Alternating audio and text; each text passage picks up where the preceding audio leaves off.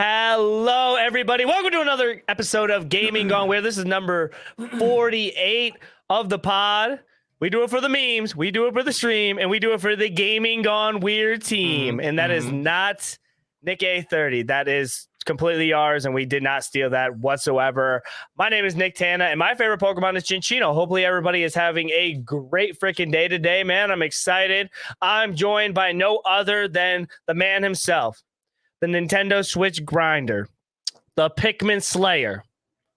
He's hyped. Facts. He's ready. And look, Facts. He has a little ghost in the back hanging out with him. I wish I had friends behind me, but I don't. But we have the main man himself. You guys call him Peter. I call him my best friend. Peter, man, how you doing? What's been up, dude? It's been another hot week in Atlanta. Dude, I think like we should turn this low key into like Gaming Gone weather, because like at some point like we have to talk about how like crazy hot it's been getting. Okay, so like actually it's been kind of cooler a little bit in Ohio. A little bit. We're talking like 70s ish. I think we should get weather borders around our squares. That'd be tough. tough. It'll just be heat, some kind of like fire around. Right. And then in the winter, maybe some lights in the corners. Right. And then instead of like having it like make it look like a Fortnite map, right? Yes. And instead of having like Fortnite like locations, it has like actual locations. And it's like where we landing, boys, like type shit. You know what I'm saying? Like where we landing, boys? Right. I'm in with that. It's hot. I just came down from your neck of the woods for work. Spent a few days in Cincinnati. Saw some friends up there. Football season's coming. We're advancing our way through Pikmin 2. We're over 60% done. Hopefully, over 60%. Okay, that's over halfway. That's over halfway. And then we'll be starting Pikmin 3 after that. And then we played a game. We'll talk about it on the show so we can we'll hold it for now. I'm trying to think what else I'm playing. I've been playing a lot of mock drafts for fantasy. And then, dude, I've just been playing a ton of Switch this week. That's really where I've been. And this new game. I feel like you've been really auditioning for the Out of Bounds podcast, the way you just love talking about football and everything. Dude, like, I think if they ever need a third guy, dude, trust me, I will recommend you. Okay. I'll push the word out. But no, dude, like, can you tell people that Ohio really isn't that bad? Come on, man. I can't tell them that. Okay. Yeah. Right. Nice. Okay. I'm just saying, man. Man, that's kind of crazy. Like, I wish I could have saw you when you were here in Ohio, man. To be fair, my customers aren't in this like in the cities, right? So they're all on the outskirts, small towns, lots of rural kind of farming areas. So when I am driving through all this stuff, I'm seeing Ohio, but I'm not seeing what there is to offer really. Okay. In the most respectful way, right? Yeah, I'll not disrespectful, but definitely disrespectful. I'll take the answer. So I appreciate it. Stadium, that was sick. We drove that. Like, so when we go to Florida, we drive by that and we'll see it, and it looks pretty cool, actually. It's nice. I'm more familiar with the Lions Stadium, unfortunately, because we have to go to see, like, if we want to go see the Falcons play, we have to go see them when they play the Lions. But one day, Peter did offer that I can come to his house and crash if I want to see a Falcons game. So I'm looking forward to that. But yeah, man, I've been playing a lot of games. One of the games that we'll be talking about a little bit sooner, but I also, guys, I finally picked up Bayonetta 1. I am very like, okay, so like, I'm going to get a lot of like hate and a lot of slander for this, but I really don't care, bro. Y'all can fight me in the comments. At least y'all are using the comment section. I have trouble going back and playing older games. I don't know if that's just me being like a noob gamer or like a noob to this criticism type thing. But it's harder for me to go back and play older versions or older stuff when it comes to the franchise, like the earliest title to the franchise. So usually I always just kind of start off like Bayonetta 3. I just played the new one because it was the newest one. But this was like the first time it really hit me to where like Bayonetta 3 was so far off from the other ones, or like I didn't know what was going on, that it made me want to go back and play the older ones. So I picked up Bayonetta 1, and it's very like, it's definitely a mature game when it comes to like cussing, blood, combat. It's a lot more like, you could tell like, and maybe we'll have to bring this up, but like, you could definitely tell like video games, they definitely like PG them, or they bring them down a lot now, just for that reason. I feel like just so they can play them on stream or they can make content for it. But I feel like they do that on purpose because games back in the day, like I felt like they had no filter or like they had no expectations when it came to like putting like a filter or like a bleep or type of covering. But to say the least, I think Bayonetta 1 is turning out to be a little masterpiece in the working. Why don't you like to go back and play older games? I don't know. I really don't because it's kind of like a harsh reality to where it's like I didn't do this gaming stuff a lot when I was younger. So like when it came to like me enjoying it now and it's kind of like turning into a family thing, doing it with my wife, my kids, and something we enjoy a lot more. It makes me want to do games. I'm more like I'll do the newer stuff, but like all the stuff I missed out on, I just feel like, bro, it was there in the past and it should be left in the past. But that's kind of like I said, that's just a bad thing to say. And I know that's a bad thing to say because I know how many great games there were back in the day. I mean, look at a lot of stuff that came out this year that like could be potentially not game. I mean, you could say game of the year, but I hope a remake don't win game of the year. Like Resident Evil 4. Look how good that remake actually turned out. I don't think remake should be considered. No, it shouldn't. It shouldn't. But I mean, like it was one of the better games this year. I'll say that. Not better than the game we're going to be talking about, but I mean, I think doing this Bayonetta 1 and this Bayonetta 2, and it's kind of like sparked my love into going back and trying to do that type of stuff. Like, I think kind of it kicked it off with you when you started doing your Pikmin journey. I'm like, okay, he's being patient with Pikmin 4. He's doing 1, 2, 3. He's going through everything, and you're going to feel some type of way when you hit 4, when you beat the whole franchise. You're going to be like, this feels great. Yeah. So, and you can see the improvements, the changes, down the road. If I want to do let's walk through all 4 and talk about pros and cons, let's rank them. And then I can safely say that I have played and beaten all of them and recently. So, it could be like revisiting X series. Like I just finished all Pikmins and here are my thoughts, or whatever the game is. Right. Because I think at the time, like if it's still fun, I mean, maybe Pikmin's different because it's like a hyper collectible, it's very, I don't know. It's like very approachable. Bayonetta is probably not as approachable as that. Okay. Just in terms of like, it's a kid's game. I mean, it's a puzzle game for sure. So it's annoying and tough in some spots, but it's a puzzle game for younger folks. And I don't know. I think it's cool to go back and revisit it. I'm like going back because I wasn't allowed to have stuff like gaming system when I was younger. So I missed out on a bunch of stuff that I've always wanted to play. So it's definitely a nostalgia thing, but good games were good games regardless when they came out, in my opinion. So I agree. I totally agree with that, man. That's why I think after doing this Bayonetta 1 stuff, I definitely want to go back and like get into some of that older stuff. So. Yeah, that's awesome. Guys, like I said, welcome to episode number 48, the gaming podcast where we talk about everything weird and gaming news. So if you like that type of stuff, make sure you guys leave a sub, like, comment, because literally all that stuff does help. I know it gets kind of annoying when we say it every time or you hear it every single day, but seriously, if you do like the way me and Peter talk about our gaming news, a sub goes a long way for sure. It really does. It really does. And if you do want to help further with like sending in donations or having your question pop up on screen, you guys can send a KYN chat at kynchat.com. All the proceeds keep the lights on, keeps everything going for the podcast, and keeps me, Peter, and Jimmy happy. And you guys love when we're happy. So definitely keep that in mind. Peter, you ready to kick off the podcast with the games that are coming out this week? Yes, I am. All right, let's get into it. Do we have a question of the day? We do, but I threw it into one in the middle of the topics. Gotcha. So, question of the day will be coming, guys, but it will be when we're talking about. You're fine. No, you're not fine, actually. Games that are coming out this week, guys. There's a lot of them.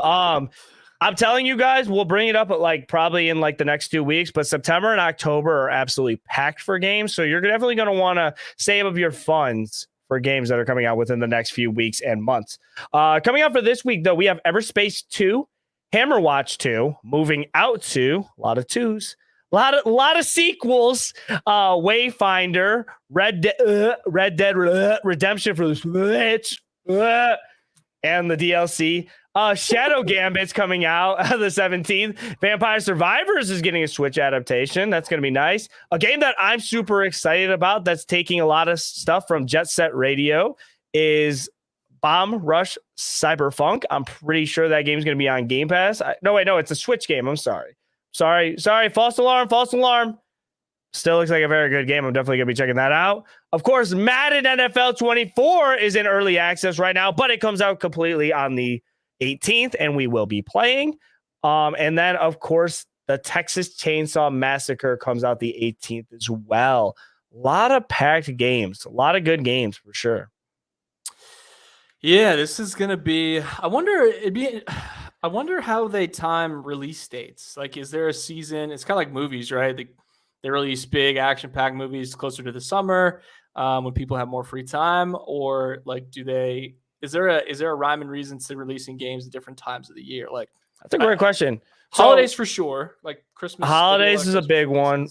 I think if you're like one of the big three, you would release like one of your major titles. Maybe not your best title, but maybe like one of like your like this is an exclusive. You bundle it up with like the Xbox and then or like the PlayStation and you release that.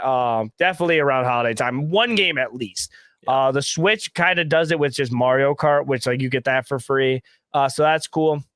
But I low-key sometimes think it's because of reasons, maybe for Game of the Year reasons. A lot of stuff, like if you release it right before the deadline, it's kind of more fresh in your head versus like the other games that come out like at the beginning of the year that you kind of forget about. I kind of thought of that as a tactic, or maybe just like along the lines of like, oh, I know that a major game isn't coming out around this time, so I might release it around there.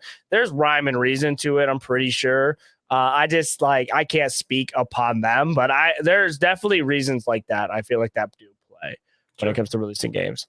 I don't know if Moving Out 2 had that same strategy. If they were just like, we're done. We'll just release it. I don't think Moving Out needs like a strategic release. Like you're the game or not, probably. Games that are very strategic, though, that have a lot of strategic matter and that are the best games out right now, might want to strategically put out their game at a certain time. But I didn't really think it mattered with this game because we were going to be talking about Baldur's Gate 3 for our main topic of the podcast. To go ahead and kick it off, if you guys have not heard of Baldur's Gate 3, or you guys have been seeing it all over the internet, there's kind of like one or the other. Baldur's Gate 3 is basically like that nerd Dungeons and Dragon aspects where it takes Dungeons and Dragons and it throws it into a video game and it uses a dice rolling system to like complete certain actions in the game. So like, let's say you want to persuade someone into getting their loot or like getting past them. You have to roll to get that. If you don't hit your roll, then you like, an action will appear off of that. But this game has been great just because the things you could do with it is like just off the charts. So I think when I first saw this game, Pete, it was more along the lines where it's like, do I want to invest in a Dungeons and Dragons? And I don't hate on Dungeons and Dragons. I think it's a cool aspect of it, but we know there's just like, it's deep. Like this game is deep with content, lore, secret stuff going on. Same thing with like a regular Dungeons and Dragons game. There's like the mind is the limit, bro. Like whatever your imagination has, you can do in this game. The character customization in Baldur's Gate 3 is absolutely off the charts. I spent 2.5 hours just creating my character in the game. I ended up creating a druid who can shapeshift, and I forgot what race he was actually, but red guy. I think it's a tiefling. I'm sorry about that. He's a tiefling. But me and my wife both made tiefling characters, and he's a druid, and he shapeshifts. So a lot of his abilities in the game is like, oh, I can change into a wolf, and I can attack as a wolf, or I can turn into a cat, and I can hide. I also am very good with magic, but like the way you could create your character is nuts, and the things you could do. Also within the game, it has like a turn-based type style of combat, which might turn you off because we already talked about how JRPGs kind of irritate us with the combat in a way. But with this one, it's not as bad, and it's kind of fast-paced to say the least. You can do multiple things in multiple turns, and you could really strategize and really get your team to the way you want to build like the perfect team, to say the least. What did you think about Baldur's Gate when you first saw it? Obviously, you haven't played it because you don't play games unless it's on the Switch. But at the same time, you probably seen this game everywhere, and you probably seen little snippets of it. Like, what are your like first impressions? That's the word, Pete. Impressions of the game, and what do you think of Baldur's Gate 3 in general? Well, it's definitely, I'm aware of it, and I'm seeing nothing but good and positive reviews. And I think it's interesting that it's coming out and competing directly with a game like Diablo. And this is like one of the articles that we were looking at from Kotaku is like there's been some debate back and forth. I mean, debate. I wouldn't call it Twitter debate. I'm still calling it Twitter, not X. But debate back and forth of like, the game is doing well and it's clearly good, and there's been like this weird input from devs or like former employees talking about like this maybe shouldn't necessarily be the expectation. So like trying to temper players' expectations about, I don't want to say like what a good game is, but like it kind of felt that way reading some of this stuff. Right. Saying like, hey, like they're taking a big swing and they're taking a big swing on a, I think the quote was mega game. They say, so like players shouldn't expect this from every studio. If like the dumb way of me not knowing everything, looking at this is going, they made a really, really good game. And everyone else can't keep up. And people are taking the time, like they were saying, like the studio's taking the time and the effort, they have the resources to make a better quality product, and not necessarily, they don't have a store, correct? Like an in-game store to buy stuff. No, so here's the thing with you were kind of getting to it, but the thing about Baldur's Gate, what makes it so great is this is the first time that we've seen a game in a very long time that released a full finished game that they're constantly working on. Like I read an article earlier that they fixed 1,000 patches, or they put like 1,000 patches in the game and fixes just because they listened to the community and they're like, hey, this kind of happened. And to be on the little naughty side, I've seen a little penises clipped through some clothing here and there. So, dude, there's a whole customization aspect where you could like literally customize your junk. Like that's nuts. Like if you like this game is like a horny game. Back on. We'll talk about it in a second. We'll talk about it. We'll talk about it in a second. No, but it's the first finished game, great game, I would say. I think it's a great game to where like it doesn't have microtransactions. It's releasing a full game. It's fixing the game constantly. You pay the $60. This is what you're getting. Right. Okay. This is why this is so fresh. Smell the roses. I like the feeling. This is what I like to see. A game that's finished, a game that's done. $60, boom, you're getting everything you need. You're getting the 40 hours to complete the game. You're getting the 67 of extras and everything else you want to find. Side characters, different like multiple playthroughs, randomized stuff. Like, you're getting value. Yeah. VALUE. Value, okay. Peter. I thought you were going to keep going. Gate. I was like, no. Stop. You got them all. That's like I start adding like QC. Yeah. Like, number 2, exclamation point. 7 times 3. No, but like I think that's why like I really love and I value this game so much. And like it should really put out a message to a lot of people that are making games and developing games that like you don't need the microtransactions, you don't need the DLC. Like people playing the DLC during their early stages of creating the game, like you don't need to. Right. The other game I'll throw in there, and I'll go back to Baldur's Gate, Remnant 2. Remnant 2 came out, and Remnant 2 was a game that it makes you want to do multiple playthroughs because not everybody will have the same experience in the game. Your playthrough is going to be 100% different than my playthrough. And it makes you have replay value, and it's not. And then you think it's like, oh, do I got to buy cosmetics or anything? No, you're good. Just play the game. You find all the cosmetics in the game. You find all the loot in the game that you need to make your character the way you want to and have the play style you want to and just enjoy everything. Right. And I could just like, I'm just so passionate about it. And that's why I'm so revved up. And I really hope a game like this wins Game of the Year. So some of these developers can just wake up and be like, yo, it can be done.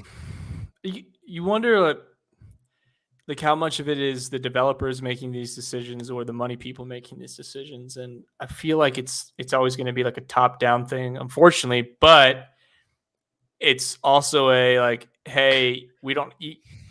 I feel like it's a signal to other developers like, hey, you don't have to go that route, that microtransaction. We're not gonna, bleed you for cash to make the game last longer. We're gonna release 2 maps. And you're gonna have to spend $5 a map or whatever the situation is.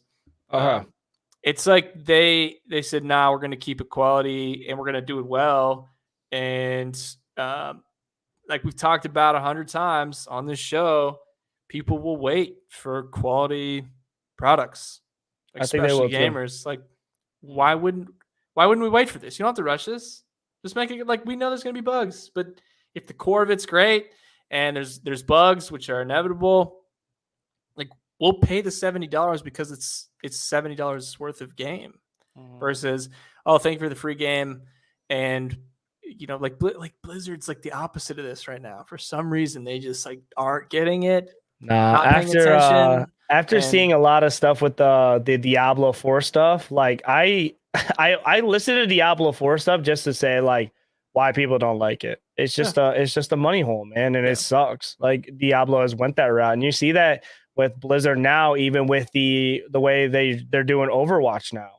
Or I guess if you want to throw in Activision, because Activision Blizzard are kind of that same ceiling. I feel like Activision has even had like the Call of Duty instances where it's like, now we talked about it on one of the other shows. They're making it to where you could like pay to win. Basically, if you buy this loadout, you can get an extra attachment or to help you win. It's just it's crazy, man. It's crazy. I'm not asking you. I'm telling you, I really recommend, like, if you do get time, like you're done with the little Pikmin stuff, you want to pick up a PC game, you catch it on sale, bro, please pick it up. It's worth the $60 as it is, bro. But if you have time, just go ahead and just like throw it on your wish list, like after the show type stuff. Because I think this game it would be perfect for you. And I think you could really get into it. Me and Morgs, we've been doing a playthrough together, guys. Morgs is my beautiful and lovely wife, if she's watching. We've been doing a playthrough together, and we both made tieflings, and we've been going through the story together, and like it's fun doing it co-op, because then we could like kind of base our decisions off what we want to do to each other, like with each other. We might run into a character and it's like, ooh, I don't trust them. And like there was like an instance in the game where it was like a vampire came through and it was like, oh, I'm so woozy. I just need a little bit of blood. Like, can I get some blood from you? And I'm like, whoa. I'm like, no. And she's like, well, he could be helpful. And I'm like, you don't know what he's gonna do to you. But like, that's the type of scenario in that game that it throws at you, and you're gonna think, you're gonna be like, dude, I don't know. And then like race plays into effect to where like goblins don't like tieflings, and then tieflings are frowned upon by dwarves, and dwarves are just killers. Like it's like a whole world, bro. And the cutscenes are fire.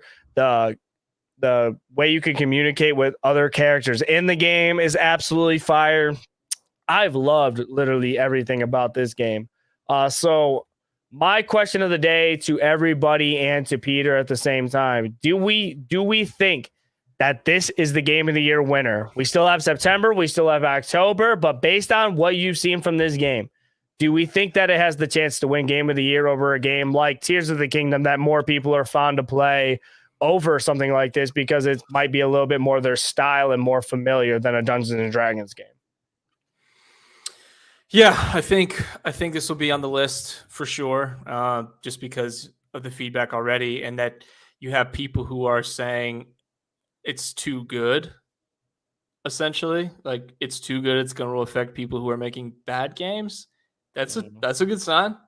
I feel like it's also there's some recency bias. So the later in the year you release something, the better chance because it's fresher on everyone's minds, whether they want to believe it or not. Like we'll see stuff that was released way earlier in the year that probably won't win. Yeah,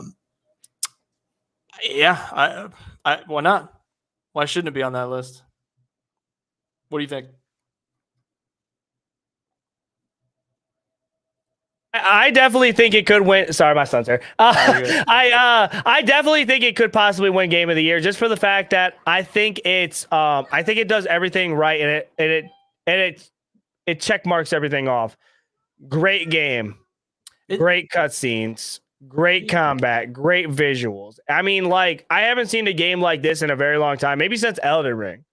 And like I think this is one of those games where like I felt like people get overhyped for Tears of the Kingdom. And I don't like using the word overhyped, but people expect Tears of the Kingdom is going to be a good game. Elden Ring came out, and it was Elden Ring. People tried that for the very first time. It was like, oh, I never played a Souls game, but I'll play Elden Ring just for how good it is. Right. And it makes them a fan. Now that Baldur's Gate 3 came out, I never thought about playing Baldur's Gate 1, 2, 2.5, 1.5, half, Baldur's Gate, Baldur's Lawn, Baldur's Pool. Like I never thought about playing any of that, bro. Like I was just like Baldur's Gate 3 and I was like, I'm gonna give it a shot. But now that I played it, I'm like, now I know what to expect. And now it's got my eye on like the franchise and the developing and the studios in general. I think this game does have the power to win Game of the Year.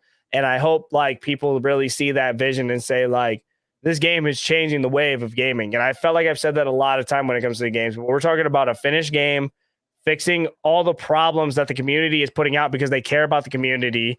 They're also no DLC, no microtransaction. Everything is fully put into the game. Only $60 because it's a PC game, not 70. And so as you could say, possibly it's cheaper than a lot of the main games that are coming out. I mean, what's not to love? What's not to appreciate? It's just crazy that it's getting pushed back because it's raising standards. It's like, this is how games used to get released. Yeah, clearly less money and, smaller teams or whatever, but games were done when you got them. They had to be. There's some bugs, but like you couldn't have that many just because like if you sold it at $60 and there's a bunch of bugs in it, it's going to fail obviously, but games were done for the most part when you got them. And so by like releasing this and it's extremely well done as a product, and then people are going, hey, don't raise the standards. But that's what a standard is. Like, why would we go back? Why? Bro, there was never a PS2 store, bro. Like when you bought a PS2 game, like that's the game you get. Right. You buy a PS1 game, that's the game you get. That's the game you have. That's the game right there. If it stunk, it stunk. Like they weren't releasing patches. Right. Exactly. And the game had to be done. And for this thread, I mean, it's a big thread. And for people to say like, if they make a game even better than this one, they'd go bankrupt. And you're like, why? Because it just takes more resources to make it. But I don't know, man. So what are you supposed to do? Go, we could make it better, but we shouldn't. That makes no sense to me. I kind of get they have to bank on people literally just buying their game. They can't bank on microtransactions. Right. I take that bet. It maxed out at 8. I think it peaked at 830,000 concurrent players or at one point. So you're saying 830,000 times 60. They're not going bankrupt anytime soon. They're good. We're good. Take a vacation. Take a couple weeks off. We're good over here. We're good over here, bro. Get the dice ready. Get the dungeon master out. We're ready to play. Yeah. And part of this thread too, I'm just gonna read this thing. It says every RPG should be like this going forward. You have no excuse. And this individual is saying you missed the point. You've created the expectations and conditions to ensure your favorite creators and devs, I assume that's what he means, able to give you things you ever love again. That's not true, though. That's not true. Why are there 3 Dark Souls games? Right. So they made something great, and then they made it better, and then they made it better again, and it's just getting more and more popular over time. Dark Souls 1 walk, so Dark Souls 2 could like not walk at all because that game stunk. But why are there 48 Assassin's Creed? Yeah, but like, there shouldn't be. There shouldn't be. I know, but you know what I'm saying? Like, come on, man. You can make. This was the one podcast we weren't supposed to bring up Assassin's Creed, bro. Can you just hold it in you? Like seriously, I don't want to talk about that game. I don't. But like Halo 1 to Halo 2 for a reason. Halo 2 to Halo 3, like you can keep going. Like you can just keep going. You can just make better stuff. You can just keep going. You don't have to. You don't have to stop. Do better. Just go. Just keep going. Like why would it doesn't make sense? It does. I get you, man. Sorry, I'm all heated up now, dude. It's hot. He's sweating. That's why he keeps the rag on deck, ladies and gentlemen. Yes, I do wash it. Don't worry. I don't believe them, but I do believe in you guys, man. Thank you guys all for being here. I appreciate it, man. Thank you. I want to give a big shout out to Cooldown, Jerry's, and Tommy. Y'all kicking it in the chat right now, and then I'll reply. So thank you guys all for being here. We really appreciate it. The next topic I do have is a question for you, Pete. Pete, I want to. How would you think gaming would be if we only had one console? I think it'd be more expensive. Just start naming off some stuff, man. What do you think? One console, what does that mean for gaming? Like, first thing I think of is more expensive. They wouldn't be like more eager to fix anything because where else are they gonna go? It'd be more expensive. It'd be like having Comcast internet. Like that's all you get. Good or bad, that's all you get. Everything gets worse when you don't have any competition. So I think it'd be more convenient for developers. Very convenient. I think if you say more convenient for gamers, I don't know if that's convenience. I think that's just no choice. I wouldn't call that convenience. And then we wouldn't have the the fun console wars. So everyone makes less money when there's only one option. I wanted to ask you that question because there was an article that I was reading, and the Final Fantasy 16 producer and the director to Final Fantasy 14 wished that everyone played games on the same console. This article came from IGN, and it was by Ryan Dinsdale. And basically, the whole article consists on is like they just wish that people could play games in just one area instead of just having exclusives and just being like everything is built for this. You don't have to like diverse everything and push it to different platforms or a different system. Because if you guys don't know, we didn't really talk about it on here, but Xbox finally got the approval that they can. I think they're putting out Final Fantasy. I think it might be Final Fantasy 14, or there's certain Final Fantasies that are coming out to Xbox. I don't know if this means future titles or anything, but as of right now, Square Enix and like Final Fantasy games are going to start rolling out on Xbox. So there's been a big debate back and forth about like maybe PlayStation should buy them out and all this stuff. And they kind of been like the talk of the discussion because they're kind of in the middle of that game wars thing or that console wars. So they were just like, hey man, like, you know what? If everybody could just work on one console, it would just be great. Do you agree to that? Like, do you think that like we just had, and I don't want to say like one or the other because clearly PlayStation is better than Xbox, but what if we just had an Xbox and like PlayStation didn't exist? You feel? That's fine with me. If we only had one, I don't know, man. Like, couldn't you just release your games on one console alone? Like, isn't that the fix for it? You make less money, so maybe they don't feel like they have an option, but you already make exclusives, so why share already? I think that's just like an ease thing, right? It's easier for the companies themselves to have one thing to operate out of. But I don't think consumers win in that scenario. I don't think we win. Dude, honestly, I think we lose when there's less choice. I don't know. That's how I feel. Tommy said Zelda is the perfect example of that. Cooldown said I'd be fine if they got rid of exclusives in a whole. So I wouldn't say get rid of exclusives. This is more of the fact that like I guess they kind of fit together. I'm sorry, but it's more of the fact, and I've seen it with Madden in general. With Madden, to say the least, Madden would they don't have competition. So when it comes to Madden, they don't have to worry about what if the other football game that uses the NFL teams has a better game than me. No, they don't. They don't have to. So if Xbox didn't have no competition, or PlayStation didn't have no competition, or Switch didn't have no competition, they can say it all they want. They feed off each other and they make each other better every day. If LeBron James went up against mailmen every day of the week, every time he played a basketball game, you think he'd get better? No. He needs people like KD. He needs the Joel Embiids. He needs the Giannis's to keep him in check to better his game. People evolve and people better all the time, and that works for consoles in a way too. If you don't have the PlayStation 5, Xbox would not try and fight that, and they would put out the worst games like Scorn and Redfall and The Last Case of Benedict Fox, because they're like, I don't got to worry about PlayStation. Let's put out The Last Case of Benedict Fox 3 because who cares? That's what y'all are playing. Right. They don't have to. Right. But now when you see them put out games like Ghost of Tsushima, and they put out games like, like Chia, Ratchet and Clank, Spider-Man, they're like, oh, hold on. We need some of that. We need a little piece of that. They gotta put in time into that. Like, and they see like, okay, you see PlayStation, they did it with the Switch. Bro, we're putting pieces together. PlayStation did it with the Switch when they came out with the Project Q. What if Switch never came out with that and the Switch never existed? They never had the handheld version. All gaming was just sit at your desk, sit on the couch, and they didn't innovate that to play outside of that. So I really don't agree with what this dude. I get what he's trying to say. It would be better if we just had everything on one console or just all the consoles, man. But like, nothing would get better. Nothing would get better with gaming.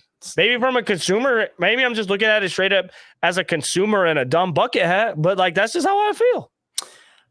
I don't think I agree with the statement. It would be better for the players. I don't buy it. You'd really have to dive in. I think it'd be easier for developers, and I think it'd be easier to charge more money because you don't have options. So I don't see how that benefits players at all. Yes. So I disagree. Respectfully. You've been like on a tear today, dude. Is that good? No. Thank you. All right, guys, we're heading out. No, I'm kidding. All right, well, that's been a good episode. We're 24 minutes short, but we'll catch you next week. Yeah, I think I'm not really feeling so good. It's getting late. It's getting late. Yeah, wow, it's really that time. Getting into the next topic, guys. Something that I wanted to bring up and that I'm super excited about is that we finally got a little sneak peek and a little bit of a little teaser for the new Ninja Turtles: The Last Ronin, and we finally figured out who is actually working on this title. So the same people that made Destroy All Humans is working on The Last Ronin. And if you don't know, or if you haven't heard, The Last Ronin is basically going to have a lot of inspiration from games like God of War. It's going to have like an RPG, and it's going to be a darker story to what we're used to with Ninja Turtle games. And I solely threw this in here because you really don't get a lot from the teaser, but like, man, does it feel good to kind of know who's working on the game a little bit, so you can kind of let's look back and see what they worked on. You're like, Destroy All Humans? Like, I'll take it. It's not like one of those like up there developers or teams, but like, we'll take it. We'll take it. I trust what like Nickelodeon has been doing with Teenage Mutant Ninja Turtles. I think they've like completely flipped the franchise, and it's, I think, for the better. Ninja Turtles was very peak when I was a kid. I feel like when I was a kid, you had the Ninja Turtles with the actual actors, like I would say like live action, I guess. You had like that movie was great. You had 1 was good, 2 was great, and then 3 was just mediocre, to be honest, because what was going on in that movie. Sure. But everything after that, like the cartoon was okay. Then they had little spin-offs, and you're like, okay. Then Michael Bay put out his version of the Ninja Turtles. I'm like, it's cool. But like with that new Mutant Mayhem, and now we're getting a Last Ronin game, like Ninja Turtles is out here hunting. Like, we're talking like it's going to be competing with like Spider-Man, Miles Morales type level of compete. I mean, I hope so, because if it's as good as those series of movies, like those movies are really, really good. I didn't have any words for it. I mean, it's the animation in those movies is crazy. I've never seen anything like that before. You need to go see Mutant Mayhem. Yeah. Seth Rogen's in that, right? Seth Rogen, Post Malone, Ice Cube. Does it feel like a modern like take on it? I know they're playing like younger kids, but it very modern. Yeah, okay. Very modern take. It's still good. It had me cracking up. It had jokes that I would get. It would have jokes that my son got. He laughed. My son's 4 years old. He's laughing at this movie. He's understanding what they're saying. I'm laughing. Am I too old, do you think? No, it's like it hits like a perfect. It's like a perfect age group. Like, I kind of feel like even Miles Morales does. I always compare it to that because like I feel like it's on the same level. It's animated and it's more of like it's like a superhero type thing. So I always like throwing them in the same category when I like debate the two. Just because I feel like those are like 1 and 2, like 1A, 1B, worst case scenario. But you know what I just thought of? It would be kind of cool. Like, what if like I know the movies does this. I might just buy this like the movie subscription, bro. Like to go to the movies, go see any movies I want. Where, dude? I think they do that at my movie theater. No, I gotta look it up now. Go ahead. Is and it a local one? Yeah. Go ahead and keep talking about the Ninja Turtles. I gotta look this up. Well, Shredder's Revenge was good. That was a good game, and I saw that one of the homies had posted an expand, I guess DLC was coming out for Shredder's Revenge. So that's going to be coming out. It's DLC for Shredder's Revenge? Yeah. Swear. Yeah. What? Yeah. That's hype. Yeah. So I hope it's on Game Pass because that'd be cool. That'd be a really fun stream night. Oh my dude, I did not know. Yeah. It's in that Twitter DM. But I've always liked Ninja Turtles, man. I've never been like a super fan or anything, but I always thought it was like a cool set of characters. I watched the cartoon obviously when I was younger, played the Nintendo games. So I'm excited, man. And this is supposed to be dark. Like they're making a movie as well. Is that correct? Or have they announced that yet? For what? For Last Ronin?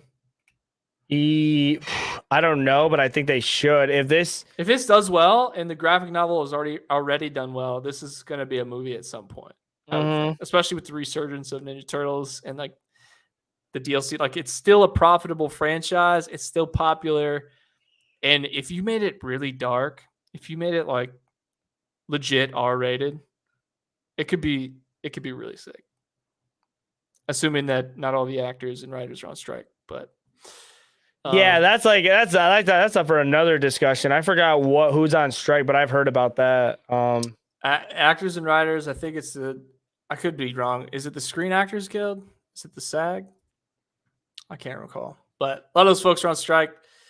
But The Last Ronin would be a pretty sick movie if you made it rated R.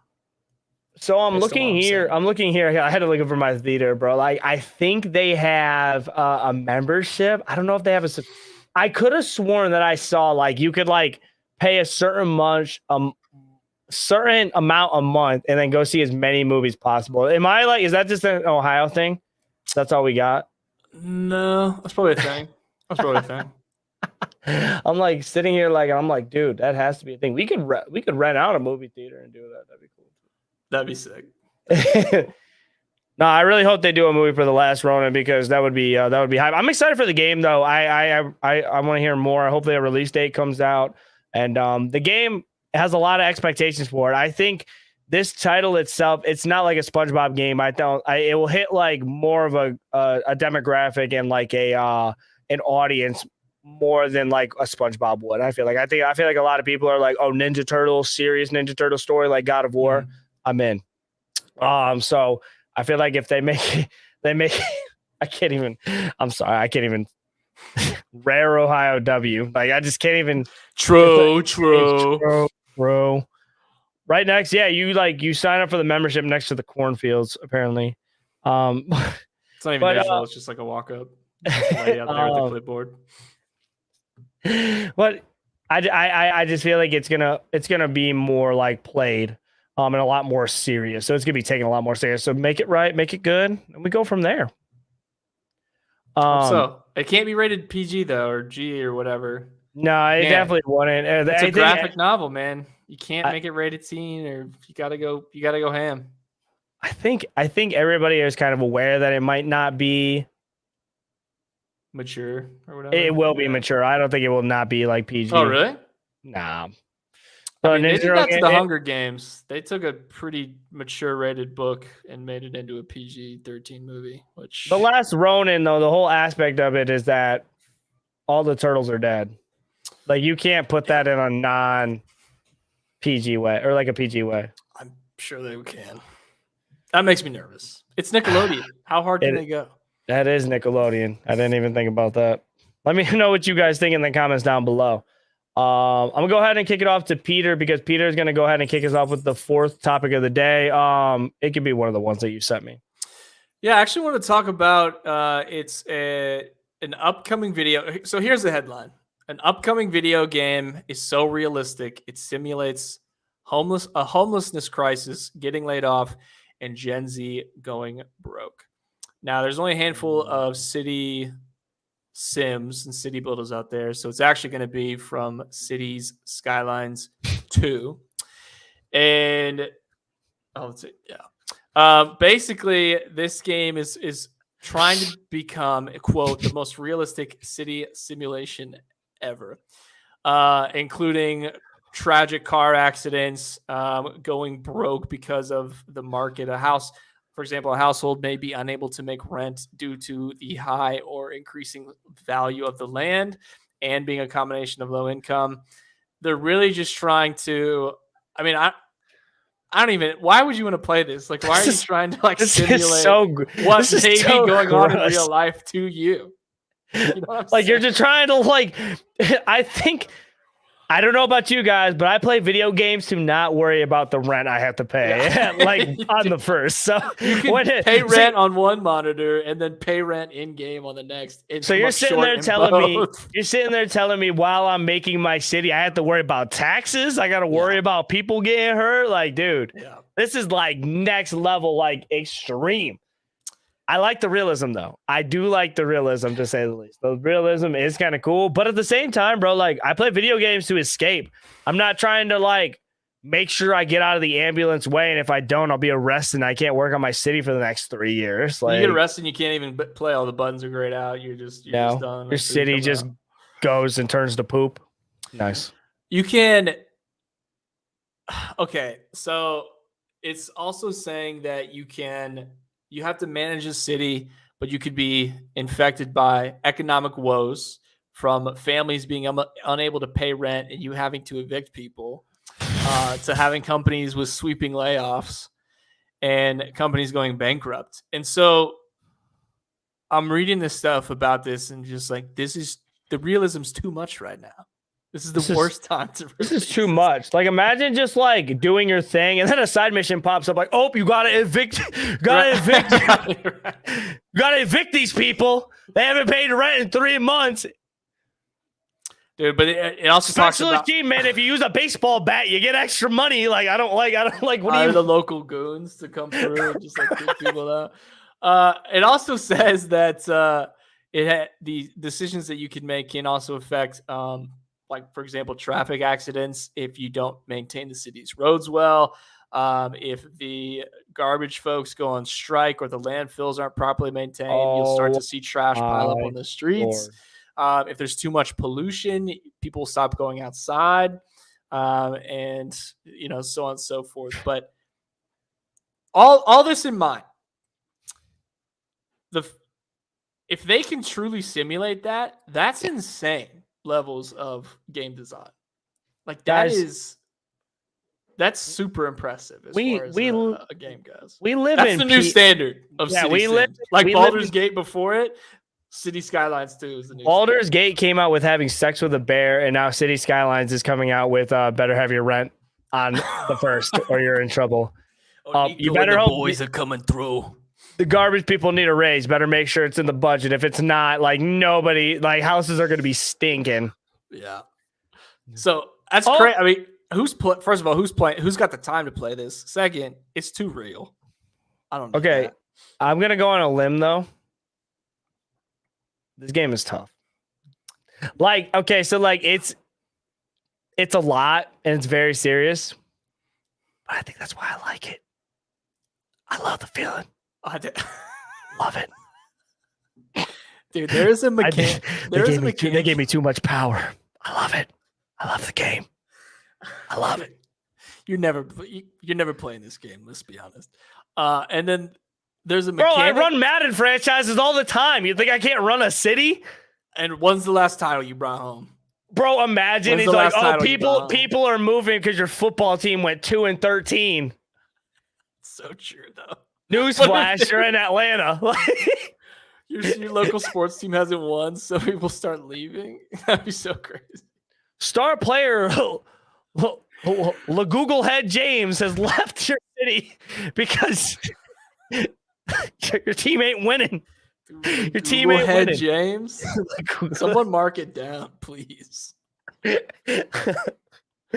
Oh my god, bro! Like, there's a mechanic in the game. If there are, I thought this was cool that if there's an emergency and ambulances are dispatched, if you zoom in, traffic on the road will part for the ambulance to make room for it, just like in real life. Like the details are going to be insane, but the concept is like not happy at all. I don't need to see it all day on the news and then come home and simulate it to relax. I have a feeling there's going to be something in the game where it's like, okay, there's a schooling system.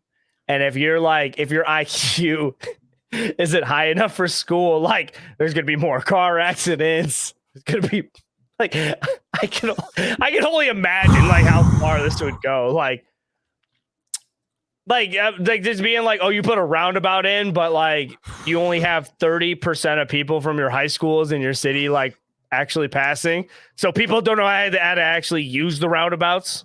It's just getting your older population accident. Are using the roundabouts incorrectly, just like real life.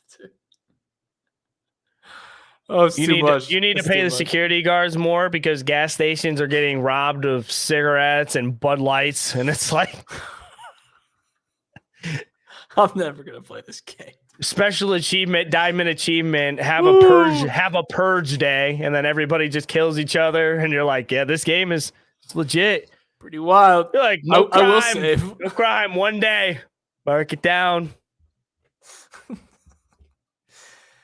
Oh man. Anyway, yeah, that's coming out. I just thought that like to highlight those elements specifically is a bold choice of like simulating those things. Yeah, must cop. Have it on your list. I'm gonna be on the Game Pass, by the way, and Switch. Nah, I'm not playing. No, it's not. It's not gonna be on Switch. No. But yeah, man, I just thought I wanted to share that as a wild direction to take for a video game. But dude, I bet the City Skylines community is just tight. Oh, I bet they're pumped. Yeah, I bet they're pumped. I bet they're adding in a bunch of mods, and I bet they're ready to go, man. Yeah. Yeah. So that's all I had for that one. Do you want to try one more, and then or go ahead and kick it off to next week? Yeah, last topic for the day, guys, before we kick into it real quick. We're going to keep it short and simple, but I just want to say thank you guys for everybody that's been here and stuff like that. Make sure if you guys can, don't forget subs. They do help out a lot. So you guys make sure you don't miss us. We go live 8 p.m. Eastern every Wednesday. So make sure you guys double check in for that. And yeah, I love that everybody's here. Last but not least, I didn't want to talk about a subject that me and Peter were kind of talking about a little bit before we hopped on, and we wanted to talk about cheating in video games because just recently we had a Pokemon Worlds incident where someone got disqualified for cheating in Pokemon, and I feel like this is I feel like this is a becoming a very likely occurrence because sometimes games like that.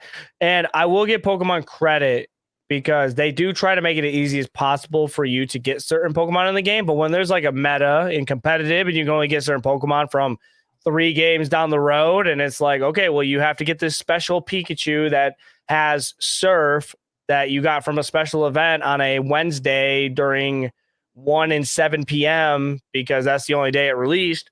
It sucks. It's hard. But we need to stop with the cheating, fellas. Come on. If you want to compete in these games, you got to put in the time, bro. Like I can't walk into a Pokemon trading card event and I can't have like college ruled drawn on cards.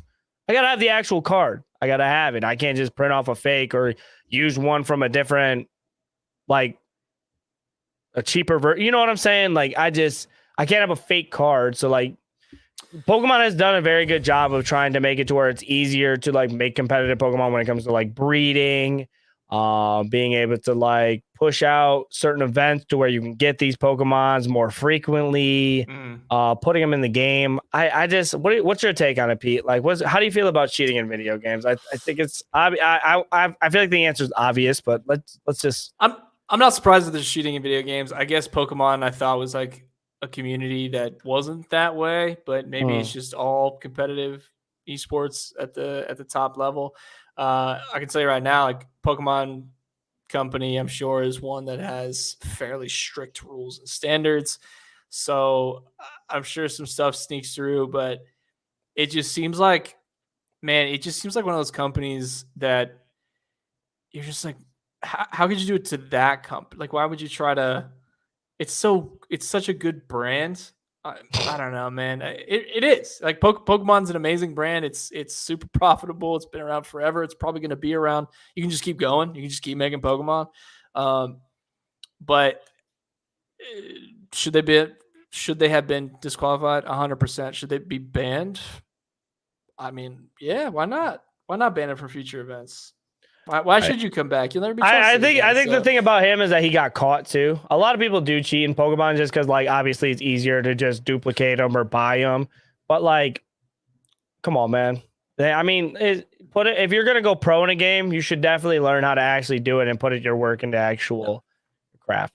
That's just basically where I stand with it, man. Yeah, like, quit cheating in video games, man. You can't, like, I mean, technically, I guess you could cheat in, like, you see it in esports all the time. People downloading like aim bots and stuff like that for like Call of Duty events or CSGO. They have like, they'll download like a certain file before they get into a game. And it's like, this is what it's turning into, man. These prize pools, man, people want to get that money at any means possible. And it sucks. But I mean, what are you going to do? Keep banning them, keep DQing them. Hope the people who work for it get through. That's all you can do. I don't know if it's easier or harder moving forward, but cheating in a kid's game. I know, man. But I guess it's the money. Like the prize pools are probably pretty good. But the stakes are high, man. But like, I mean, you made it all that way to Worlds. I mean, think about all the whole way. But did you cheat the whole way? You can't cheat in a battle just for the fact that like you still have to outpredict somebody, but you could cheat by getting the actual Pokemon. Right. If that makes sense to you. So like, it's still kind of a fair advantage. So like, because stats and like roles, they still play into like normal factors. It's more the fact that like, instead of spending 5, maybe 6, maybe 7 hours to get whatever Pokemon said need, grinded, EV trained, perfect IVs, it takes time. It takes like 7 hours. Somebody just, here it is. I'll give you $20. All right. Dang. It is a lot easier. But still, I don't know. It's a bummer. It's still prevalent. That stinks, but I don't know how you get rid of it completely. It's a real, you know what else is a real bummer? That we got to log off for episode number 48. 50 around the corner. I'm excited. It's a bummer, guys. Put the sad faces down in the comments below. Another week finished of gaming gone weird. I'm going to miss you guys. Peter, tell the people where to find you so we could see these beautiful faces again. You can find me on all socials at Not Ghost Stories and Ghost Stories Gaming, and we're gonna be playing Switch. We're gonna be playing. Playing Palia. Okay, we're getting ready for the football season. If I haven't mentioned that, we're gonna be getting ready. Yeah, there we go. Palia. If you guys haven't checked it out, it's free currently. It's coming to Switch as well. It is. I would call it like a mix between Minecraft, Stardew. Some Disney Dreamlight Valley effects in there. Think of it as a cozy RPG farming quest sim. It's like WoW if it was PG. That's the best. I saw the clip in the footage you sent me, and I'm sorry we didn't say it earlier, but yeah, that Palia game does look pretty cool. It throws in a little bit of everything, especially with the mining, and it kind of has like a little bar to how fast you can mine. And I feel like the graphics really, like, I feel like it has that Disney Dreamland, like you said too. Kind of just going off what you said. It does look like a very cool game. Is it free? It is free. It's in beta right now. It's crafting. You have this giant space to build on, so it's going to be like a lot of custom house. Why's your dude bald? I don't know. I just went with bald. That's so weird. So you see that fence on the left? You see that fence? So Yeah. you can buy plots of land to expand that area around where your home is. And then you can craft like a bunch of different stuff and build buildings and then you can also, other players can visit your like area when you're. Oh, I was about to say, is it like an Animal Crossing effect? And I come visit? Yeah. But you can like mess with stuff if I'm not there still. It's not just like, oh, let me look at it. I don't like that. I don't like that. You touch my stuff, I'm gonna be vivid. Exactly. But the thing is, you're bald in that game, so it kind of like I don't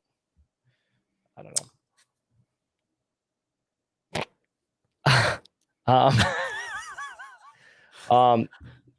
Guys, this has been Gaming Gone Weird. Thank you guys for watching episode number 48. Seriously, appreciate you guys more than anything in the whole world.